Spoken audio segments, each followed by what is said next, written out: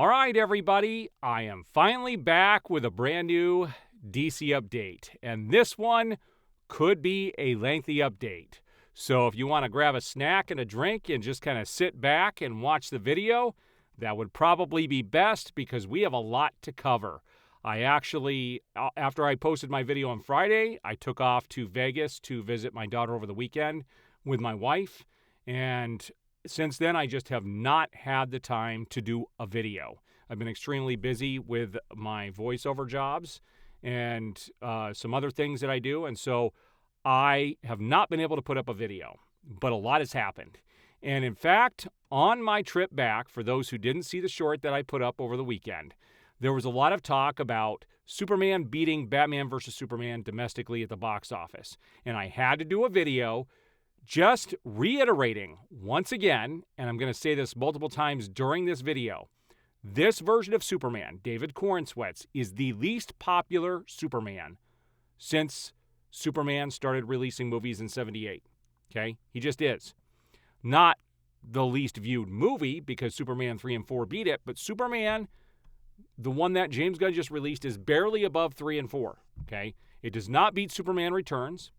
It does not beat Superman the movie. It does not beat Man of Steel, Batman vs. Superman, Justice League, none of those. All of those movies sold more tickets than Superman did. It's just a fact.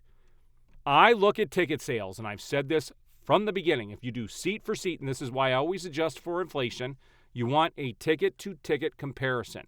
And you can have all these people say all they want about things have changed, this or that.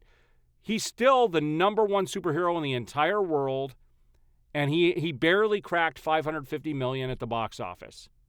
And we're going to see when it's coming to digital. And we're going to see some funny things in regards to the release date for digital because it's happening a lot sooner than people said it was going to happen. But let's get started.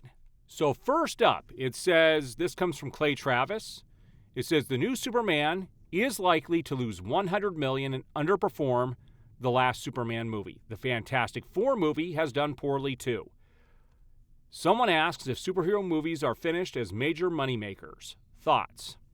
So here are my thoughts on this. People are not done with superhero films.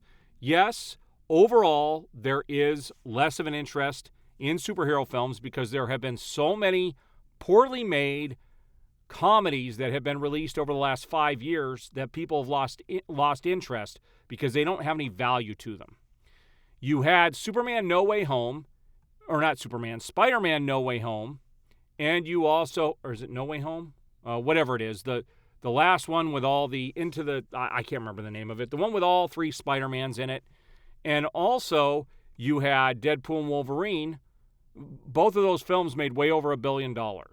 Joker, which really wasn't that long ago, also made over $1 billion.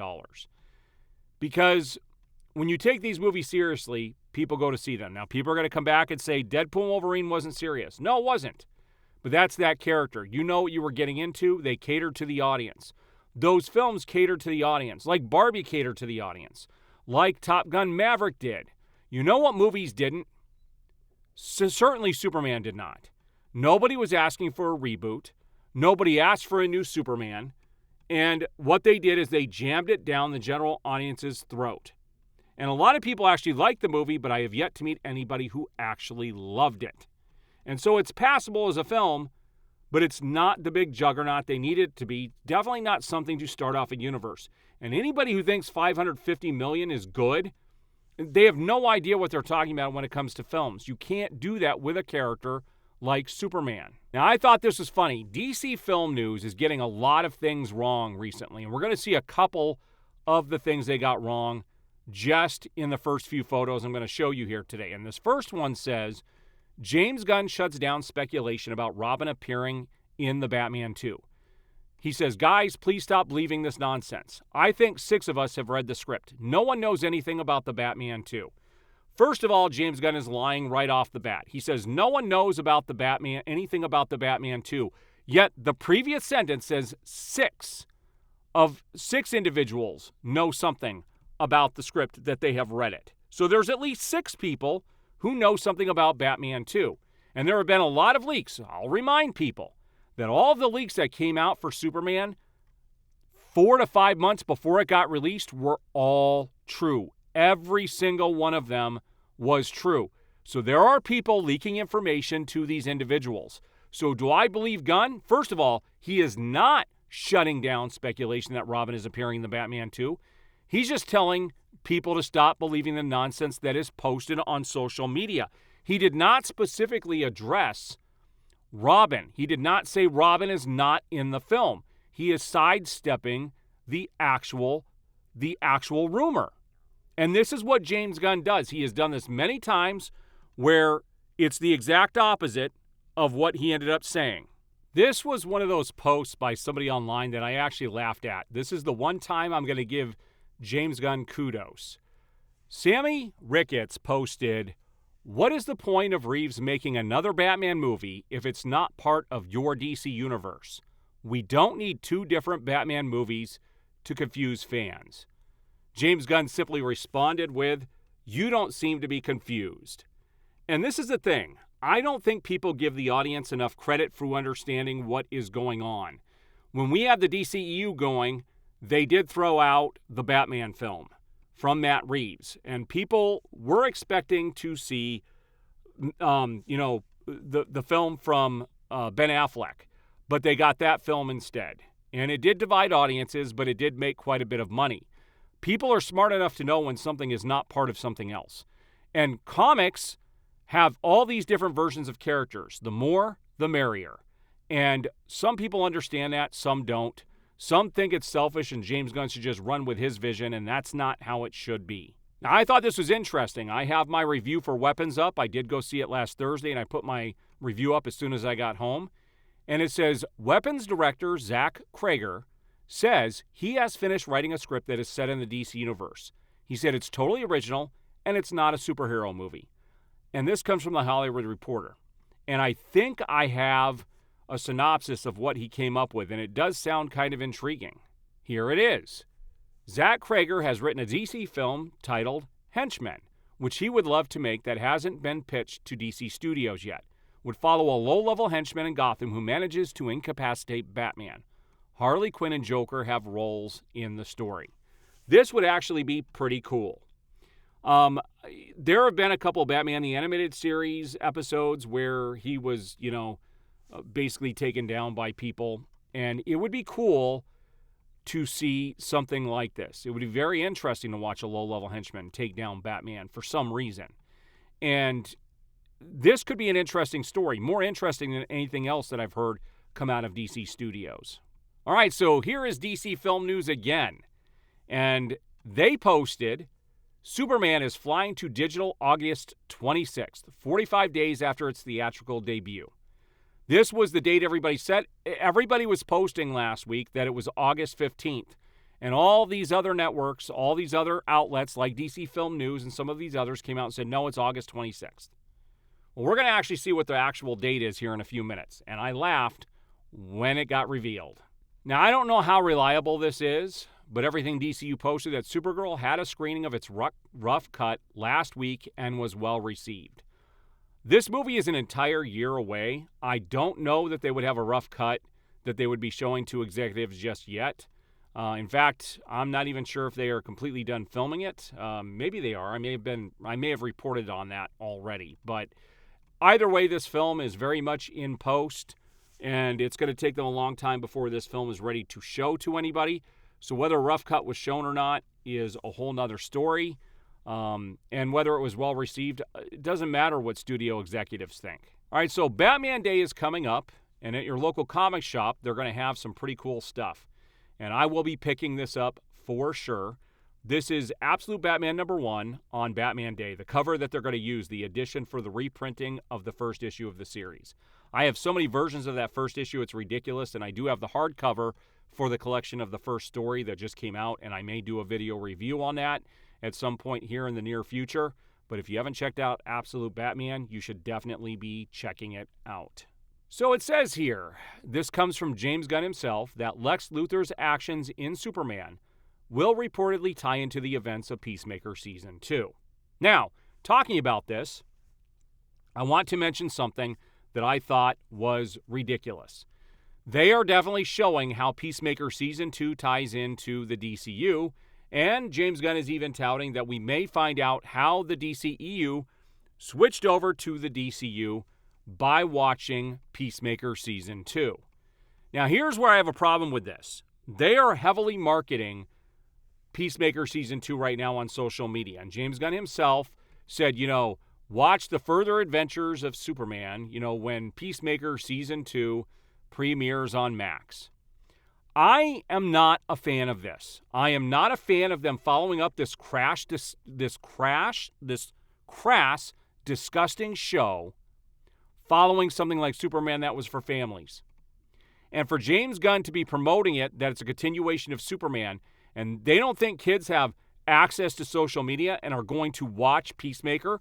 And I posted about this on Twitter, and people came in and said it's up to the parents to make sure that their kids are not watching stuff they shouldn't watch. Well, how about the studios don't pitch this garbage to kids in the first place? Why don't we start there? It's easy to lock down stuff. A lot of people don't know how to do that, and that's fine. But you can't just put it on the parents when you're peddling it to the kids. And that's exactly what they're doing. And I will tell you that most of the ads start out with John Cena in his underwear facing a doorway. And this is what they're promoting on social media. And you don't think kids are seeing that crap? No, that's pretty messed up. So it says, My Adventures with Green Lantern will feature Kyle Rayner, Nikki Jones, Kilowog, and more. Rayner will serve as Jessica Cruz's love interest. Now, I do know that in the comics that Jessica Cruz, I believe, if I'm not mistaken, that might be a different character. I think Baz. One of them was Muslim, but I thought Jessica Cruz was also gay, but I could be wrong. I didn't watch those versions of the character because I just don't care. And some people will like this. The show may end up being good. I'm just glad that I have the, Green Lantern animated series that was released like 5 to 10 years ago or whenever it was. I have that on Blu-ray. That's a great show. I will continue to watch that. I don't need to watch these offshoot characters that I just don't simply care about at all. Now, on that note, while I was on Twitter the other day, I decided to ask people because I had posted about Superman selling the least amount of tickets out of any version of Superman since Superman the movie. And I said, Grok, show me all the nasty comments people have made to my posts, simply because I pointed out Superman has sold fewer tickets than Superman Returns, Man of Steel, and Superman the movie. Grok said, I've reviewed replies to your recent Superman box office posts. Here are examples of nasty comments. You guys can read these on the screen. I am not going to repeat these out loud, but at the end, Grok said, facts often stir passion. Ignore the trolls. And I do. I don't respond to these people. But I get so many hate comments just for pointing out things that are true. And I'm going to continue to point out the things that are true. And I'm going to continue to report on them.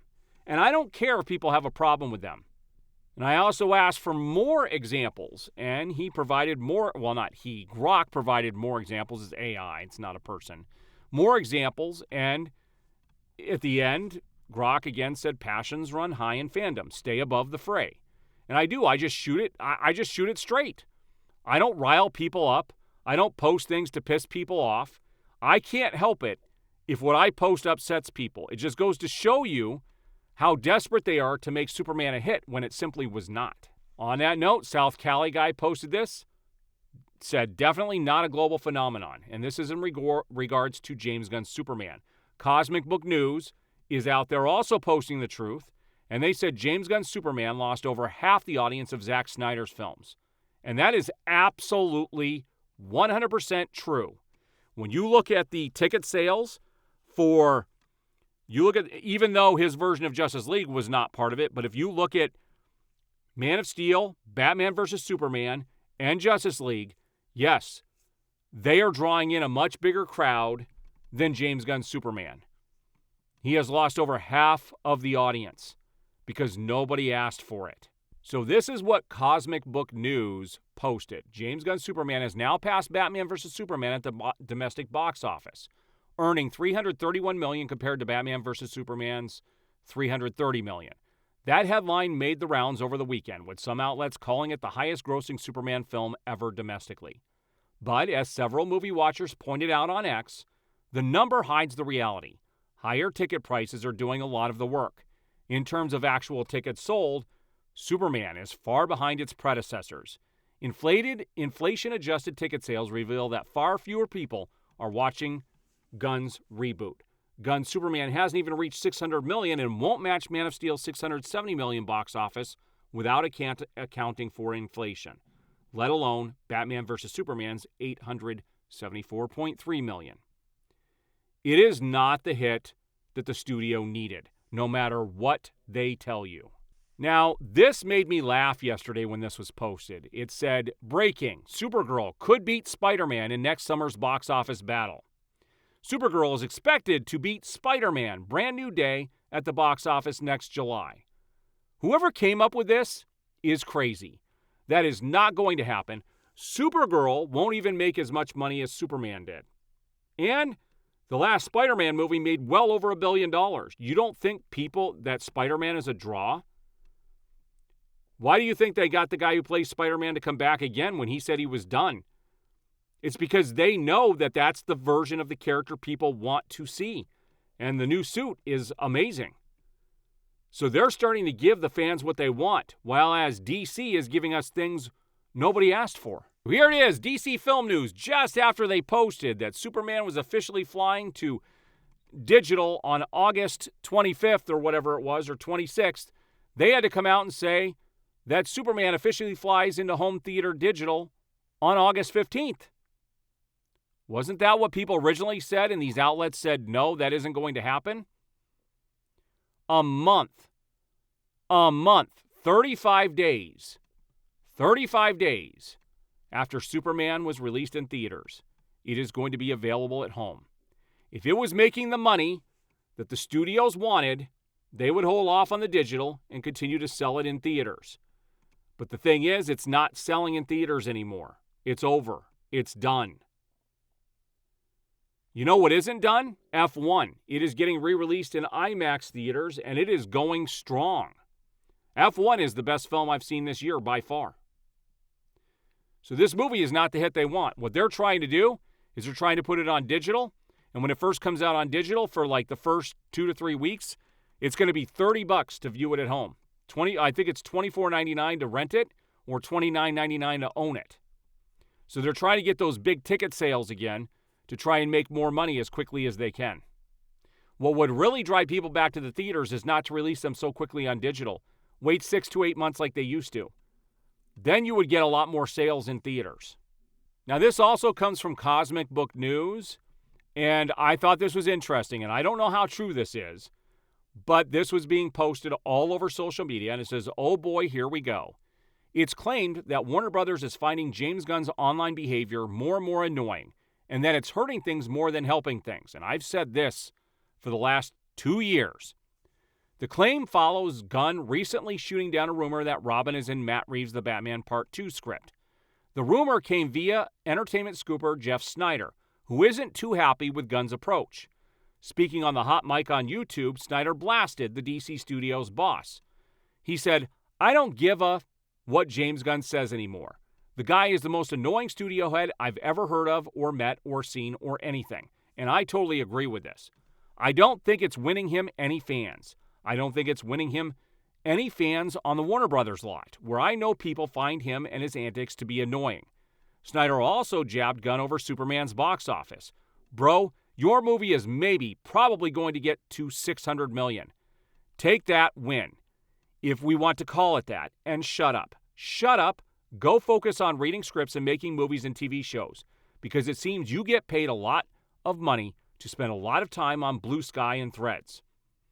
I 100% agree with this. 100% agree with it.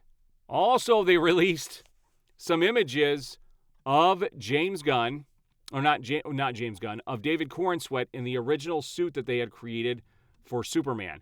And I don't know if I have it in this video or if I showed it in the previous video, but they should have done it without trunks. But they showed this, and this is absolutely hilarious at how goofy this actually looks. Now, granted, this was at the first suit fitting, and they actually had a video. There's a couple of videos floating around that are just mind-blowing. And it goes to show you how this was made. And David Cornsweet was not feeling it when he put this on. He was not feeling it. And I can see why. Like, this is, quite frankly, it's ridiculous. And I think the final suit was ridiculous as well. It was one of the worst aspects of the film. So for people who care, I am not buying this. Somebody will have to gift it to me because I am not spending my money on this. But it says Superman flies to digital August 15th and 4K, UHD, Blu-ray, and DVD on September 23rd. Special features include Crypto Saves the Day, a 60-minute adventures in making Superman featurette, and more. James Gunn's commentary, gag reel, and deleted scenes arrive soon on digital. I just don't care about this movie. I've loved every other iteration of Superman. Every other iteration. This one ranks at the very bottom. The very bottom. Now, DC Film News posted this. This is supposedly from James Gunn. You know, he's writing this new super family film, and you can see you got Supergirl there. You've got Superman, and then you have Crypto right next to him. And down below that, people were noting that it looks like it might be something like Brainiac. And so it'll be interesting to see what this is from, but there's no further details. All right, guys, so I am over on X right now, and as you can see, McFarlane Toys is releasing the Batmobile Gold Label from the Batman film. This is going to be up for pre-sale order now, exclusively at Amazon and McFarlane Toy Stores. And I will tell you, you will have a much better chance of getting this if you go to McFarlane's Toy Store specifically. I don't care about getting this version of the Batmobile. I mean, I enjoyed the movie enough, but I don't know. I don't know. I'd have to see what the price is on this. We'll take a look later, but it says featuring rolling wheels and an opening door. Fits 7-inch figures, figure not included. It wouldn't be bad, but I would rather have the Batman 89 one before I got this. Also, they're showing us that DC Studios has confirmed that Starfire and My Adventures with Green Lantern will not take place in the actual DCU, so they will not be canon to the DCU. Also, something that pissed people off on social media this weekend is I wanted to point out that in Man of Steel, Jonathan Kent sacrifices his life for his son in the tornado scene, which is highly controversial. A bunch of people, well, not really controversial amongst them, they hate it. And I said Jonathan sacrificed his life for his son in that film.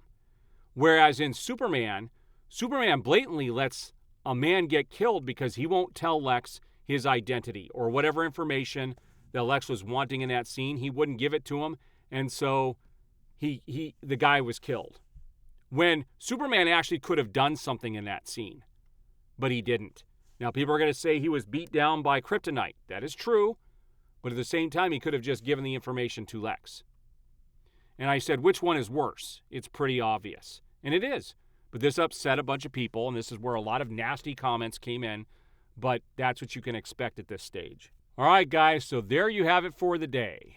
Please chime out below what you think about the box office for Superman, about the digital release date being a whole week earlier than what people thought it was going to be, and everything that's going on with the DCU right now, and the possibility that the studio is getting irritated with James Gunn. We're going to take bets yet on whether he's going to get his contract renewed next year or not. We shall see. All right, guys, I will see you on the next video.